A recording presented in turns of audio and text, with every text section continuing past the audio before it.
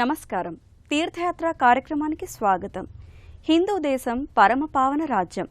ఈ భరత భూమిపై ఎన్నో క్షేత్రాలు, అపురూప శిల్పకళకు ఆలవాలమైన దేవాలయాలు అనేకం ఉన్నాయి. వాటిలో అంతర్జాతీయ ప్రఖ్యాతి పొందిన దివ్యక్షేత్రం పాలంపేటలోని శ్రీరామలింగేశ్వర రామప్ప దేవాలయం. దేశ విదేశీ యాత్రికులను విశేషంగా ఆకట్టుకుంటున్న ఈ ప్రదేశం ఆహ్లాదకరమైన పర్యాటక క్షేత్రంగా కూడా విరాజిల్లుతోంది. ఇక్కడ కొలువైన మహాదేవుణ్ణి రామలింగేశ్వర స్వామివారుగా పిలుస్తారు. వందల ఏళ్ల చరిత్ర ఉన్న రామప్ప దేవాలయ విశేషాలను నేటి తీర్థయాత్రలో చూద్దాం.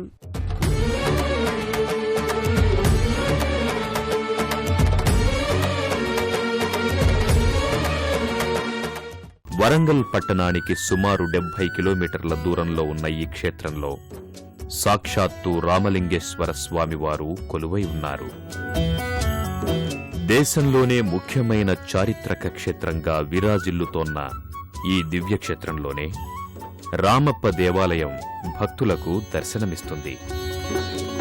సాక్షాత్తు రామలింగేశ్వర స్వామివారు కొలువైన ఈ దివ్యక్షేత్రం శ్రీ రామలింగేశ్వర స్వామివారి లీలా విశేషాలతో పునీతమవుతూ చారిత్రక ప్రాధాన్యాన్ని, పౌరాణిక ప్రాశస్త్యాన్ని కూడా సంతరించుకుంది. ఈ దివ్యక్షేత్రాన్ని చేరుకోవడానికి వరంగల్ వరకు బస్సు లేదా రైల్లో ప్రయాణించి అక్కడి నుంచి బస్సులో ఈ దివ్యక్షేత్రాన్ని చేరుకోవచ్చు. ఈ దివ్యక్షేత్రాన్ని చేరుకునే మార్గం భక్తులకు ఓ మధురానుభూతిని మిగులుస్తుంది. ఏపుగా పెరిగిన వృక్షాలు, కొండలు, గుట్టలు, ప్రకృతి రమణీయ దృశ్యాలు ఈ మార్గం వెంట వెళ్లే భక్తుల హృదయాలను మైమరపిస్తాయి. అంతర్జాతీయ గుర్తింపు పొందిన ఆ ఆలయం పలు విశేషాల సమాహారం. కాకతీయ నిర్మితమైన రామప్ప గుడిలోని చిత్రకౌశల్యం, శిల్ప నైపుణ్యం వర్ణించలేనివి. ఈ కాకతీయ శిల్పచాతుర్యమంతా ఇన్నేళ్లు గడిచినా ఈనాటికి చూపరులకు అమితానందాన్ని కలిగిస్తోంది. నాట్యశాస్త్రమంతా మూర్తీభవించి స్తంభాల మీద, కప్పుల మీద కనపడుతుంది. మండపంపై 4 పక్కల పెద్ద నల్లరాతి నాట్యకత్తల విగ్రహాలు, ఆ అలంకరణలు, త్రిభంగి నాట్య భంగిమలు శిల్పకారులనే సమ్మోహితుల్ని చేస్తున్నాయి. దేశంలోనే ప్రసిద్ధమైన చారిత్రక దేవాలయంగా ప్రసిద్ధిగాంచిన రామప్ప దేవాలయానికి చేరుకున్న భక్తులు ఆలయ ప్రాంగణానికి చేరుకుంటారు.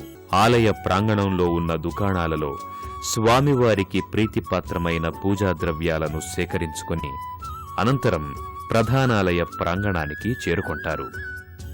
విశాలమైన ప్రాంగణంలో, ప్రశాంతమైన వాతావరణంలో అలరారుతోన్న ఈ దివ్యాలయాన్ని రామప్ప అనే శిల్పి నిర్మించాడు కాబట్టి అతని పేరు మీదే ఈ ఆలయం చారిత్రకంగా ప్రసిద్ధి నొందింది. దేశంలోనే అత్యంత సుందరమైన శిల్పకళాఖండాలున్న ఈ దివ్యాలయాన్ని 1213వ సంవత్సరంలో రేచర్ల రుద్రుడు కట్టించినట్లు చారిత్రక ఆధారాల ద్వారా తెలుస్తోంది. ఈ దేవాలయం తూర్పు దిశాభిముఖంగా దర్శనమిస్తుంది. ఎత్తైన వేదికపై గర్భాలయం, అంతర్భాగాన 3 వైపులా ప్రవేశద్వారాలు కలిగిన మండపం దర్శనమిస్తుంది. ఇందలి మహామంటపం మధ్య భాగాన గల కుడ్య స్తంభాలు, వాటిపై గల రాతిదూలాలపై రామాయణ, పురాణ ఇతిహాస గాథలతో నిండిన అతి సుందర శిల్పాలు దర్శనమిస్తాయి.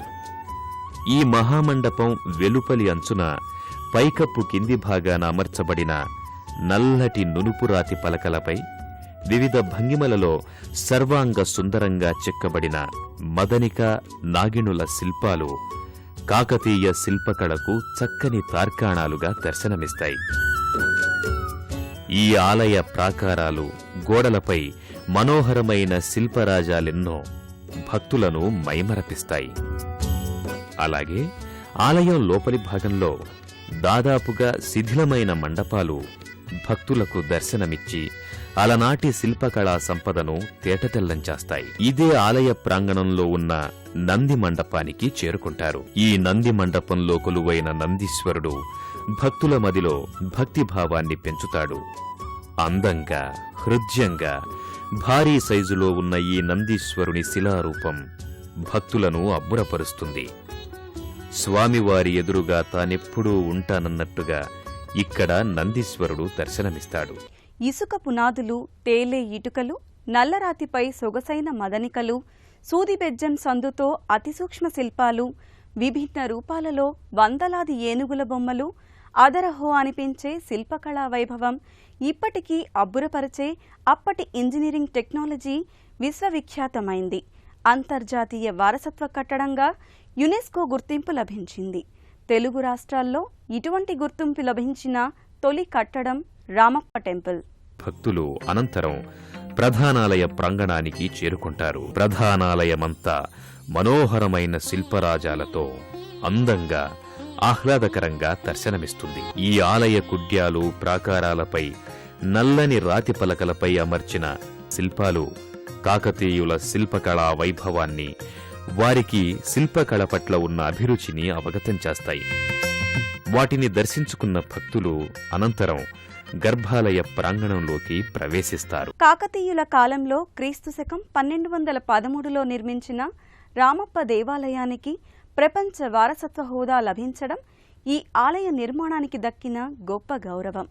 ఇసుకపై ఆలయాన్ని నిర్మించడం, రాయిని మీటితే పలికే రాగాలు, నీటిలో తేలియాడే ఇటుకలతో గోపురాన్ని కట్టడం, ఆలయ నిర్మాణానికి వాడిన రాయి నీటికి రంగుని కోల్పోకపోవడం వంటి అనేక విశేషాలు ఇక్కడ కనిపిస్తాయి. ఈ ఆలయ శిల్పి రామప్ప. తనను రూపొందించిన రామప్ప పేరుని కూడా జోడించుకున్న శ్రీ రామప్ప రామలింగేశ్వరుణ్ణి దర్శించి అర్చించి పునీతులమవుదాం పదండి. ఇక్కడున్న కొన్ని శిలలు సప్తస్వరాలను పలికించటం కూడా ఈ దేవాలయంలోని విశేషంగా చెబుతారు. వాటిని దర్శించుకున్న భక్తులు ఆ తరువాత ఓం శ్రీ రామలింగేశ్వరాయ నమః అంటూ గర్భాలయంలోకి ప్రవేశిస్తారు. గర్భాలయంలో కొలువైన రామలింగేశ్వర స్వామి వారి దివ్యమంగళ లింగరూపాన్ని దర్శించుకుని హరహర మహాదేవ శంభో శంకర సాంబశివాయ అంటూ భక్తి శ్రద్ధలతో చేతులు జోడించి, తండ్రి పరమేశ్వర, మా పూజలందుకొని మాకు ఆయురారోగ్య ఐశ్వర్యాలను ప్రసాదించు స్వామి అంటూ ప్రణమిల్లుతారు. నిత్యము భక్తులతో రద్దీగా ఉండే గర్భాలయంలో రామలింగేశ్వర స్వామి వారి నామస్మరణం తప్ప మరొకటి వినిపించదు. భక్తులకు కావలసినంత మానసిక ప్రశాంతతనిచ్చే ఈ దివ్యాలయం శివలోకాన్ని తలపిస్తుంది. ఈ దేవాలయ ఆకారం నక్షత్ర ఆకారంగా దర్శనమివ్వటం ఈ ఆలయ విశేషంగా చెబుతారు. అతి పురాతనమైన ఈ ఆలయం దాదాపు శిథిలావస్థకు చేరుకుంది. అత్యంత మనోహరంగా దర్శనమిచ్చే ఈ ఆలయం ముందు భాగాన నందీశ్వరుడు భక్తులకు దర్శనమిస్తాడు. విశాలమైన ప్రాంగణంలో శిల్పరాజాలతో అలరారుతోన్న ఈ దివ్యాలయం ఒకప్పుడు భక్తజనంతో సందడిగా ఉండేదని చారిత్రక ఆధారాల ద్వారా తెలుస్తోంది. ఆలయ కుడ్యాలపై వివిధ భంగిమల్లో ఉన్న చిన్ని చిన్ని శిల్పాలు భక్తులను మైమరపిస్తాయి. వాటిని దర్శించుకున్న భక్తులు అనంతరం గర్భాలయంలో కొలువైన దివ్యమంగళ లింగరూపాన్ని దర్శించుకుని అలౌకికమైన ఆనందాన్ని పొందుతారు. అలాగే ఆలయ ప్రాంగణంలో ఆ కాలం నాటి శిలాశాసనమొకటి దర్శనమిస్తుంది. ఈ శిలాశాసనం ఆ కాలంలో ఆలయ వైభవాన్ని ప్రతిబింబిస్తుంది. ప్రత్యేకమైన ఓ మండపంలో అమర్చిన ఈ శిలాశాసనం భక్తులకు, సందర్శకులకు ఆలయ పూర్వాపరాలను అవగతం చేస్తుంది. గర్భాలయం వెలుపలి భాగంలో విఘ్న వినాయకుడు, విరూపాక్షుడు తదితర దేవతామూర్తుల మందిరాలు భక్తులకు దర్శనమిస్తాయి. వాటిని దర్శించుకున్న భక్తులు ఇక్కడికి సమీపంలోని రామప్ప చెరువు ప్రాంతానికి చేరుకుంటారు. అత్యంత సుందరంగా దర్శనమిచ్చే ఈ చెరువు కూడా కాకతీయుల కాలం నాటిదిగా చారిత్రక ఆధారాల ద్వారా తెలుస్తోంది. ఈ చెరువు మీద పర్యాటకులు నిత్యమూ విహారం చేసే దృశ్యం నయనానందకరం. రామప్ప చెరువు ప్రాంతానికి చేరుకున్న భక్తులు ఇక్కడే ఉన్న శివాలయానికి చేరుకుంటారు. ఈ దివ్యాలయం దాదాపు శిథిలావస్థకు చేరుకుంది. ఈ ఆలయంలోకి చేరుకున్న భక్తులను ఆలయ కుడ్యాలు, ప్రాకారాలు మైమరపిస్తాయి. అత్యంత మనోహరంగా దర్శనమిచ్చే శిల్పరాజాలు ఈ ఆలయానికి వన్నె తెచ్చాయి. వాటిని దర్శించుకున్న భక్తులు గర్భాలయంలో కొలువైన పరమేశ్వరలింగాన్ని భక్తితో దర్శించుకొని హరహర మహాదేవ శంభో శంకర సాంబశివాయ అంటూ భక్తి శ్రద్ధలతో కొలుస్తారు. ఆలయంలో పరమేశ్వరలింగానికి ముందు భాగంలో మనోహరమైన నంది ఒకటి దర్శనమిస్తుంది. అలనాటి శిల్పుల పనితనానికి నిదర్శనంగా దర్శనమిచ్చే ఈ నంది భక్తులలో భక్తిభావాన్ని పెంచుతోంది. దట్టమైన అడవిలో ఉన్న ఈ ఆలయం భక్తులకు కావలసినంత మానసిక ప్రశాంతతను అందచేస్తుంది.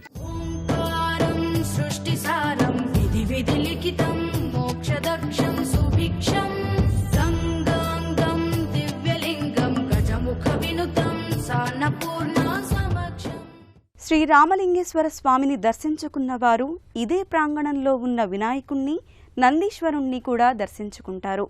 ఆలయ ఆవరణలో ఉన్న నునుపైన నల్లరాతి శిల్పంగా బసవన్న చూడముచ్చటగా ఉంటాడు.